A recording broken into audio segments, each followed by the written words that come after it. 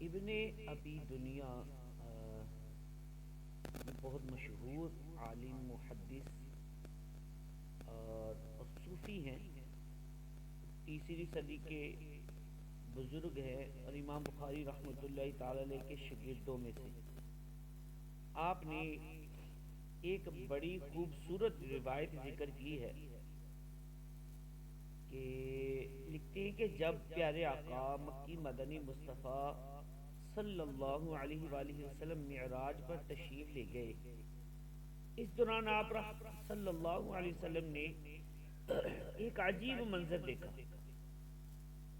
اور فرماتے وہ کیا منظر تھا کہ فرمایا میں نے عرش کے نور میں لپٹا ہوا ایک شخص دیکھا۔ کہ میں نے پوچھا من ھذا امالکن، کہ وہ یہ کون ہے، کوئی فرشتہ ہے؟ کہا گیا نہیں۔ میں نے کہا انبی، کیا کوئی نبی ہے؟ کہا گیا نہیں۔ میں نے پوچھا من ہوا، پھر یہ کون ہے؟ جواب ملا جس کا خلاصہ میں عرض کر رہا ہوں، خلاصہ ہے کہ یہ وہ شخص ہے جس کی 3 صفات ہیں۔ اللہ اکبر، سنیے گا غور سے اور توجہ میں، توجہ اس طری طرف ہو، ہاں جو ٹیپ کرنے کا سلسلہ وہ بھی، لیکن آپ کی توجہ پوری اس طرف بھی ہو کہ یہ 3 صفات والا بندہ ہے کون۔ فرمایا نمبر 1، اس کی زبان ہمیشہ ذکر اللہ سے تر رہتی ہے۔ جب تک سن رہے ہیں تب تک سنیں گے، اور اس کے علاوہ جب آپ یعنی کہ فری ہو جائیں تو پھر ٹیب کے ساتھ صلی اللہ علی محمد صلی اللہ علی محمد یہ بھی کرتے رہا کریں، اس سے فائدہ ہوگا۔ نمبر 1 کہ اس کی زبان ہمیشہ ذکر اللہ سے تر رہتی ہے۔ نمبر 2 فرمایا اس کا دل مسجد ہی کی طرف لگا رہتا ہے۔ اور نمبر 3 فرمایا اس کی وجہ سے کبھی اس کے والدین کو برا بلا نہیں کہا گیا۔ اللہ اکبر، اللہ اکبر۔ ذکر و درود ہر گھڑی ورد زباں رہے،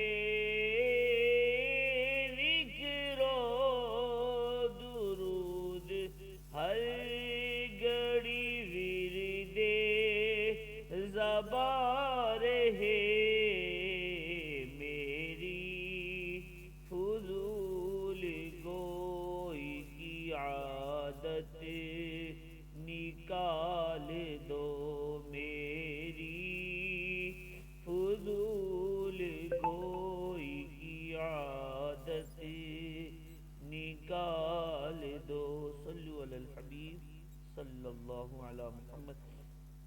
سبحان اللہ، یہ خوش نصیب شخص جسے پیارے محبوب صلی اللہ علیہ وآلہ وسلم نے دیکھا، یہ کتنا خوش نصیب ہوگا کہ معراج کی رات پیارے محبوب صلی اللہ علیہ وسلم نے بہت سارے لوگوں کو دیکھا۔ کچھ کو زمین کی مختلف وادیوں میں عذاب میں مبتلا دیکھا، کچھ کو جہنم میں عذاب پاتے ملاحظہ فرمایا، کچھ کو جنتی نعمتوں سے لطف اٹھاتے ہوئے ملاحظہ فرمایا۔ مگر قربان جائیے، یہ کتنا عظیم اور بلند رتبہ ہوگا کہ اس کی روح پاک 7 آسمانوں سے اوپر، جنت سے بھی اوپر عرش الہی کے نور میں لپٹی ہوئی ہے۔ بہار شریعت میں ہے کہ مرنے کے بعد مسلمان کی روح حسب مراتب، مرتبے کے مختلف مقاموں میں رہتی ہے، مرتبے کے لحاظ سے، یعنی آدمی جیسا رتبہ ہوگا اسی کے مطابق روح کو بلندی اور عروج ملتا ہے۔ بعد کی روحیں قبر میں ہی رہتی ہیں، اور بعد کی زمزم شریف کے کنویں میں، بعد کی زمین و آسمان کے درمیان، اور بعد کی پہلے دوسرے تیسرے چوتھے پانچویں چھٹے یا ساتویں آسمان پر، اور بعد کی آسمانوں سے بھی بلند، اور بعد کی روحیں عرش کے نیچے قندیلوں میں رہتی، اور بعد کی اعلیٰ علیین میں رہتی. یعنی جیسا آدمی کا رتبہ ہوتا ہے مرنے کے بعد روح کو اتنی ہی بلندی دی جاتی ہے. جو بندہ بہت ہی اونچے رتبے والا ہوگا اس کی روح عرش الہی کے نیچے رہتی ہے. کاش کاش ہمیں بھی سعادت ملے. کاش جب روح جسم سے جدا ہو تو فرشتے ہماری روح کو خوشی خوشی ہاتھوں میں لے اور ادب سے اللہ پاک کی بارگاہ میں حاضر کر دیں. آئے ہائے اعلیٰ حضرت اللہ تعالیٰ عنہ نے دعا کی ہے نا، واسطہ پیار کا ایسا ہو کہ جو سنی مرے،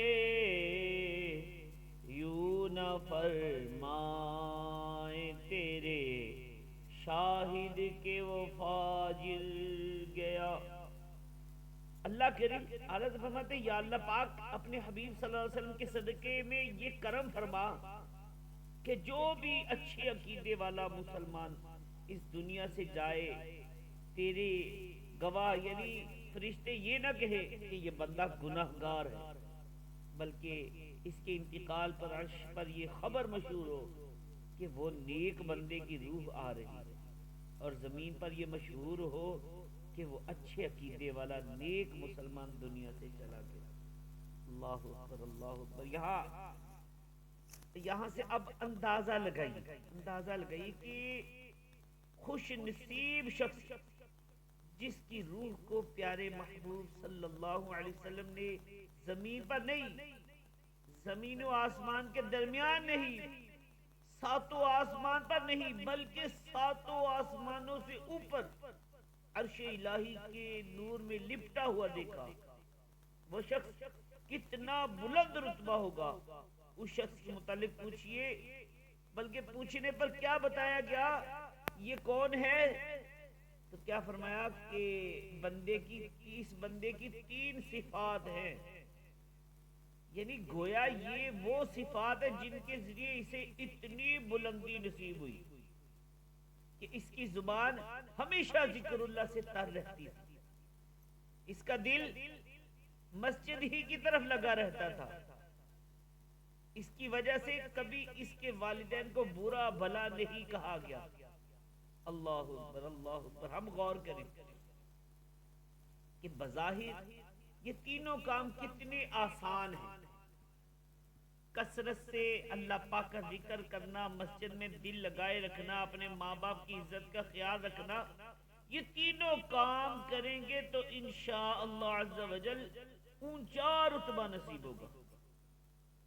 وہ تو نہایت سستا سودا بیچ رہے ہیں جنت کا، ہم مفلس کیا مول چکائیں، اپنا ہاتھ ہی خالی ہے. افسوس ہم سے اتنی آسان کام بھی نہیں ہوتی. کاش ہمیں نیک کاموں کی عادت پڑ جائے. میں گناہوں سے سدا بچتا رہوں، کیجئے رحمت اے نانائے حسنین.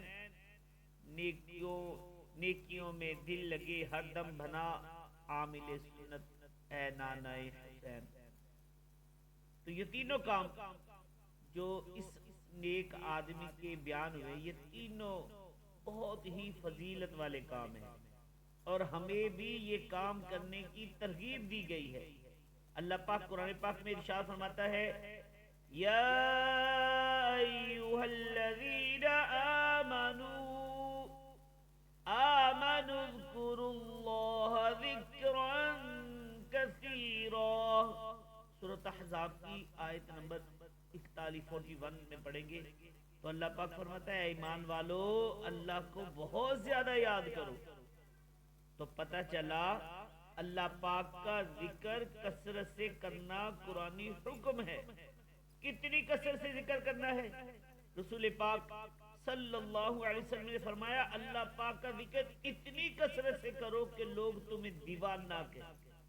اللہ اکبر. ایک مرتبہ سرکار علی وقار مکی مدنی تاجدار صلی اللہ علیہ وآلہ وسلم کی خدمت میں ایک صحابی حاضر ہوئے اور عرض کی یا رسول اللہ صلی اللہ علیہ وسلم، بے شک اسلام کے احکام مجھ پر زیادہ ہو گئے، کوئی ایسا عمل ارشاد فرما دیجئے جس سے میں مضبوط تھام لوں۔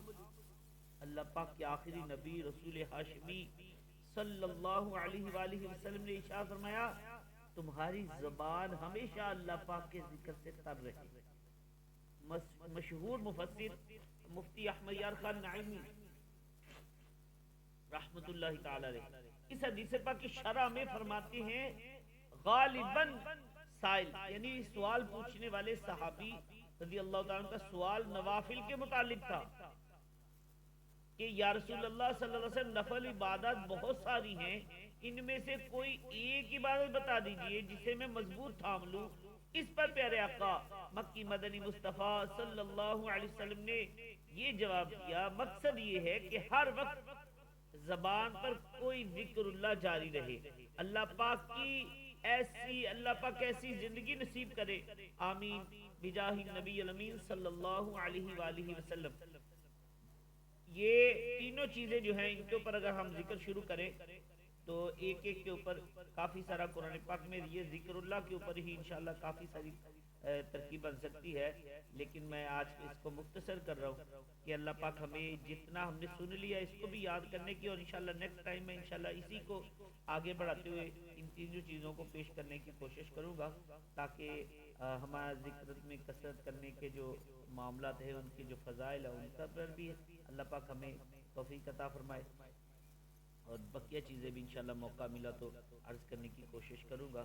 اللہ پاک آپ سب کا سننا میرا سنانا اپنی بارگاہ میں قبول فرمائے، آمین بجاہ النبی الامین صلی اللہ